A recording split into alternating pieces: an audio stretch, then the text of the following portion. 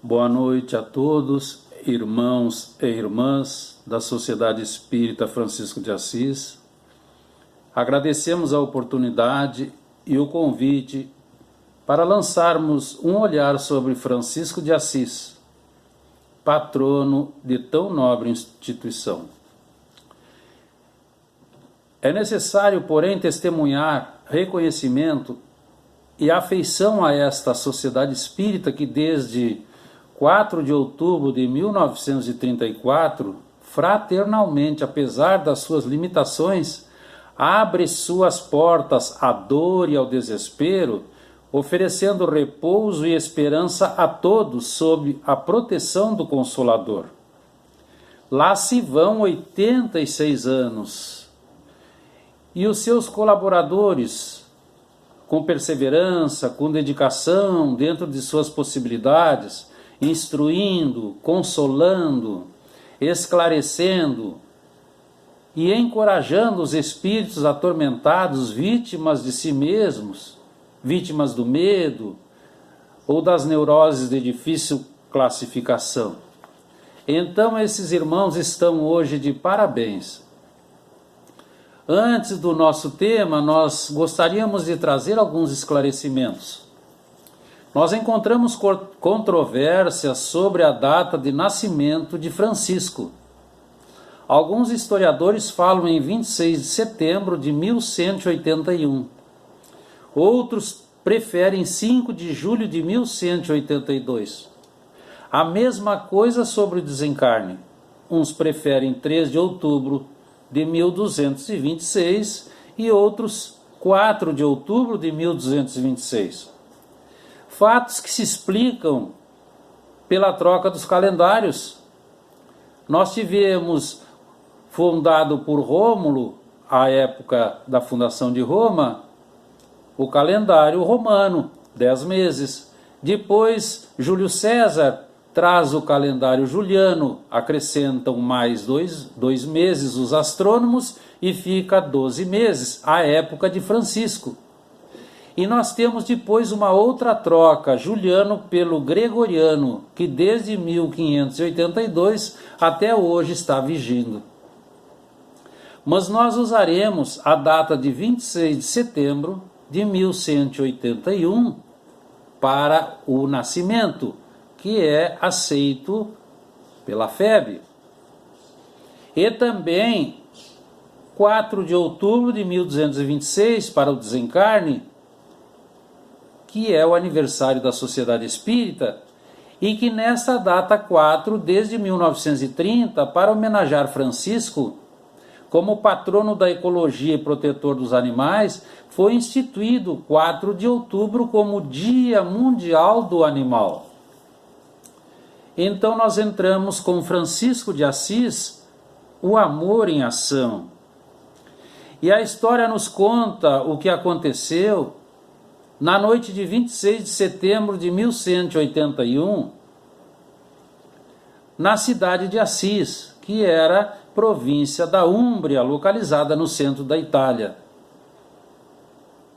O fato acontece na sólida casa de pedra de Pietro di Bernardone, um rico comerciante de tecidos, casado com a senhora Joana Bourlemont, de origem francesa. A senhora estava grávida e Pietro estava viajando, e havia 3 dias que os trabalhos de parto haviam começado, mas a criança não nascia. Os criados não dormiam preocupados, e após preces, a criada mais antiga, de nome Fiametta, por inspiração levou, auxiliada pelos outros, a cama e a senhora para a cocheira, e disse a todos: é daqui que o menino entrará no mundo. Então, embora atônitos, eles colaboraram. E ali na estrebaria, sob o olhar calmo de alguns animais, o menino veio ao mundo. A mãe, então, agindo por inspiração, coloca o nome de João, Giovanni, de Pietro di Bernardone. Mas o pai, quando volta da sua viagem, ele vai batizar o menino como Francisco, em homenagem à França, significando pequeno francês. Mas o menino João, o mesmo Francisco, ele conquistava a todos com a sua simpatia, com a sua calma, com a sua alegria, a bondade, a sinceridade nos sentimentos, e tratava com respeito e cortesia todos aqueles que dele se aproximavam. E era comum vê-lo na cidade rodeado de pessoas que o admiravam e seguiam, porque ele era uma criatura de paz e de bem. Quando o moço, então, ele vai assumir o nome de Francisco, e assim passou a ser conhecido. E ele participava das atividades comuns a todos os jovens da sua época, e a festa mais importante para Francisco era a de São João Batista. Ele gostava e queria ser um militar, então ele foi soldado, mas ao participar de guerras, durante uma delas, estando preso, ele teve um sonho e disseram a ele: tuas armas são espirituais para conquistar as almas para Deus. Então, depois disso, ele passa de jovem mundano a uma vida religiosa de completa pobreza, deixando de lado as regalias materiais para viver em cabanas. Aos amigos ele dizia, quando o interpelavam: eu encontrei um enorme e precioso tesouro. Um dia, ao passar pela igreja de São Damião, uma igreja muito antiga e em ruínas, ele encontrou uma imagem muito velha de Jesus e ele então se ajoelha e passa a orar. E aí parece ouvir uma voz que dizia: Francisco, restaura a minha casa decadente. Ele então, tomando no sentido literal as palavras, sai, vai à casa de seus pais, pega tudo o que tem, vende, e com o produto da venda ele volta para recuperar o prédio da igreja, não assimilando a transcendente mensagem que se referia ao estado lamentável em que se encontrava o cristianismo pelos desmandos da igreja de Roma. Então, depois de reestruturada, ele vai trabalhar na reconstrução de outra igreja, Santa Maria dos Anjos, coloca-a de pé. Mais tarde, Clara vai usar a igreja de São Damião para abrigar senhoras dedicadas à vivência dos ensinamentos de Jesus, fundando então a Ordem das Clarissas.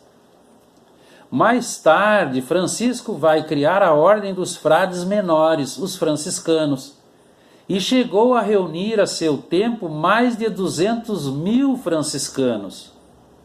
Depois então ele vai para a cidade de Gúbio, permanecendo um tempo num mosteiro, onde nós temos uma história muito linda sobre o lobo de Gúbio.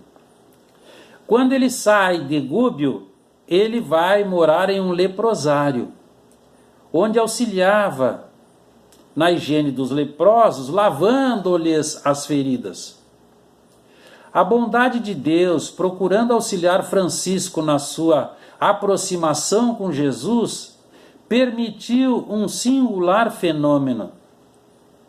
Estando Francisco em suas meditações e orações em Monte Alverne, ele viu surgirem feridas nas suas mãos, nos seus pés e no lado esquerdo do peito. Eram manchas roxas e negras, lembrando vivamente as chagas do Mestre. A lepra o atingira, desfigurando-o e cegando-o. Mas ele não revelou a ninguém esse fato. Porém, ao prepararem o seu corpo para o sepultamento, quando ele desencarnou, depararam-se com as 5 chagas.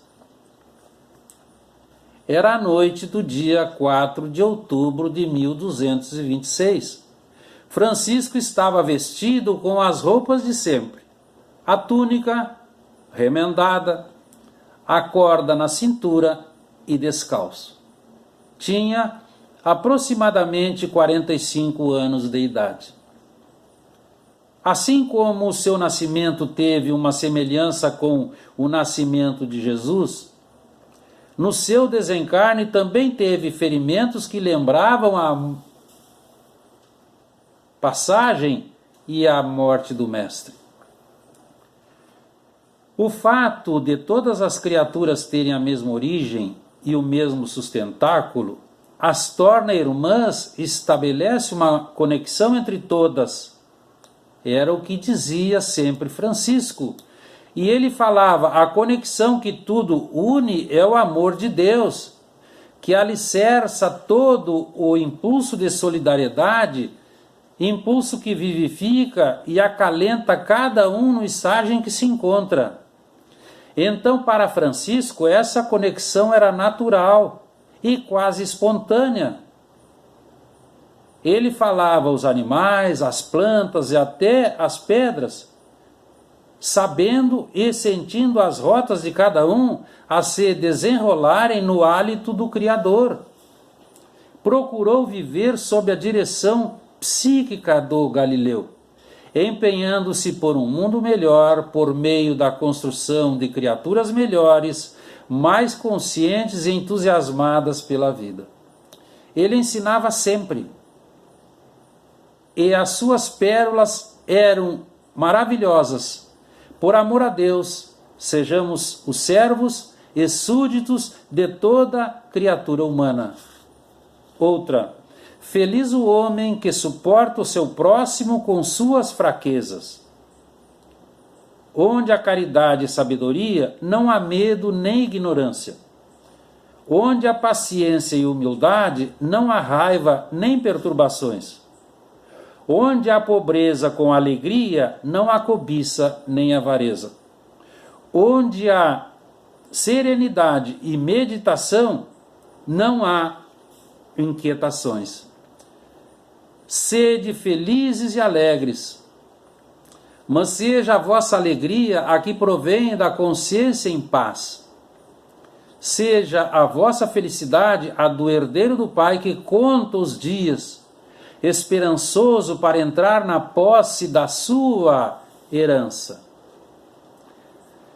Denominado Il Poverello, era homem simples, humilde, buscando sempre o Cristo como modelo. Exemplificou ao longo de sua breve reencarnação os princípios cristãos, sempre preocupado com o seu semelhante, afastado das vaidades e do orgulho. Ele recusava posses, o que justifica o fato de dispensar as ordens eclesiásticas e as promoções sacras, nunca se tornando um sacerdote.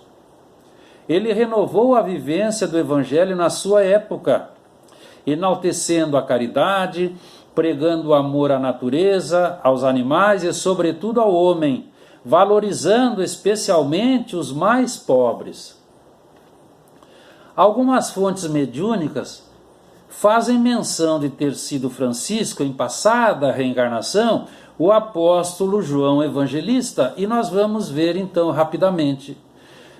O Espírito Emmanuel, por Chico Xavier, no livro A Caminho da Luz, de 1938, ele vai falar de Francisco de Assis dizendo o seguinte, abre aspas: o mundo espiritual preocupava-se com o comportamento de alguns chefes da igreja, que ansiavam dilatar o seu domínio sobre as consciências. No mundo espiritual, então, providências foram tomadas, e um dos maiores apóstolos de Jesus reencarnou, adotando o nome de Francisco de Assis. E, infelizmente, a igreja não entendeu a lição. E nós vamos observar na prática que João sempre esteve presente em todos os acontecimentos importantes da vida do Mestre. Na última ceia, ele ficou ao lado de Jesus. Em seus últimos momentos na carne, Francisco pediu para que lessem os textos evangélicos correspondentes à última ceia. Na crucificação, João recebe de Jesus o encargo de cuidar de Maria, e nós sabemos, eles foram morar em Éfeso, o que explicaria a adoração de Francisco à mãe do Mestre. Uma outra informação: em 1223, Francisco montou o primeiro presépio de Natal em tamanho natural em uma gruta. João participou ativamente da expansão da Boa Nova, porque Jesus havia dito que ele estaria entre os homens quando o Cristo retornasse. João então vai escrever 5 dos livros do Novo Testamento, o 4º Evangelho, 3 cartas e o Apocalipse. Ele também participa da codificação da doutrina espírita. Na Revista Espírita de 1863 encontramos: chegou a hora em que o Espiritismo deve rejuvenescer e vivificar a própria essência do cristianismo. Aqui está a afirmação de Jesus. João estaria atuante na época da volta do Cristo à humanidade. O Consolador recebeu-o como um dos seus maiores instrutores. Em 1864, ainda na Revista Espírita, ele vai dizer: espíritas, o nome de Jesus deve flutuar acima dos vossos ensinamentos. E a oração de São Francisco de Assis? Ela vai surgir pela primeira vez em dezembro de 1912, pouco antes da Primeira Guerra Mundial de 1913. Surge na Normandia, França, numa pequena revista, La Clochette, de propriedade de um padre e jornalista, Eziher Siquerel. Mas era uma oração com o título Invocação ao Sagrado Coração de Jesus. Em 1913, um outro jornal francês apresenta agora com outro título, Oração pela Paz. Essa oração vem estampada no verso de um santinho que tinha a imagem de Francisco. Em 1915, o Papa Bento XV traduz essa oração em várias línguas e se difunde pelo planeta. Em 1916, o Capuchin Etienne, na França, faz imprimir no verso de uma imagem de Francisco a prece original, que era a invocação ao Sagrado Coração de Jesus, explicando no rodapé que aquela oração era uma síntese perfeita do ideal franciscano e que precisava ser divulgado. Então nós vamos encontrar em Londres um santinho, em 1936, agora com o título Oração de São Francisco de Assis. E como ela foi lida na ONU em 1945, aí firmou a ideia de que era de Francisco de Assis. Mas, embora a oração capte o espírito de Francisco e o seu texto pareça ser dele, não foi encontrada em seus pertences. Acreditam que sua fonte é espiritual, tendo sido composta por via mediúnica por ele próprio ou por um dos seus seguidores, permitindo então aquele padre Eziher Siquerel transcrevê-la. Nós encontramos sim uma mensagem de Francisco de Assis em Pedro Leopoldo, Minas Gerais, por Chico Xavier, em 17 de agosto de 1951, onde ele vai, entre outras coisas, pedir: ama sempre.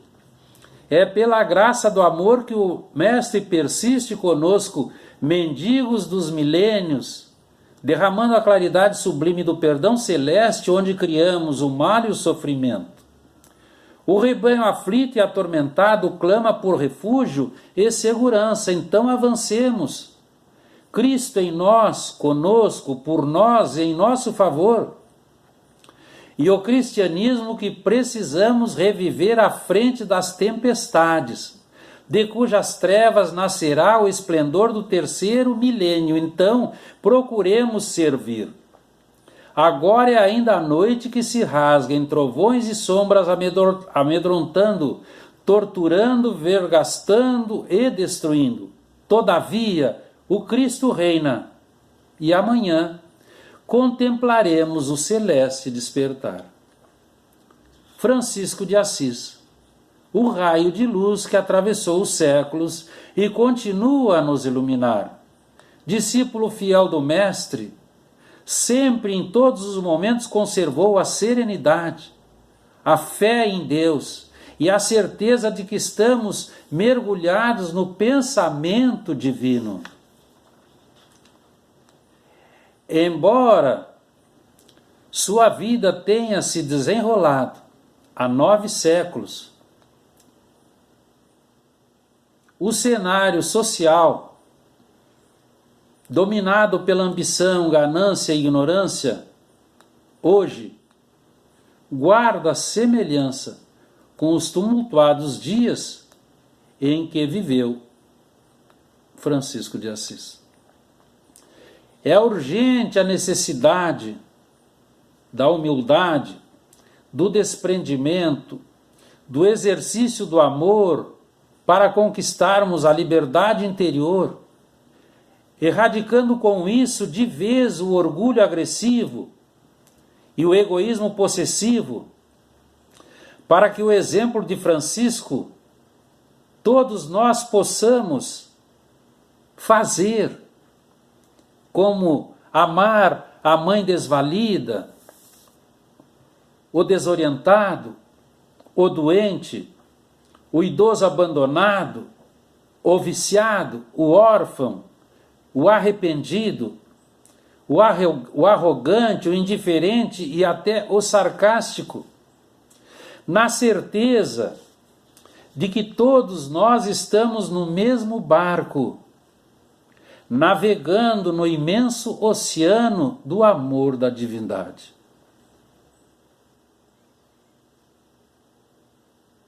Que fique para a nossa reflexão, queridos irmãos e irmãs, e que possamos agradecer a Deus pela oportunidade de sermos testemunhas oculares da história, vivenciando maravilhas que aconteceram, maravilhas que acontecem e maravilhas que acontecerão. Que a paz do sublime Galileu preencha a todos nós e a cada um de nós plenamente. Que possamos estar em paz. Muito obrigado, boa noite e mais uma vez, parabéns pelo belíssimo trabalho feito.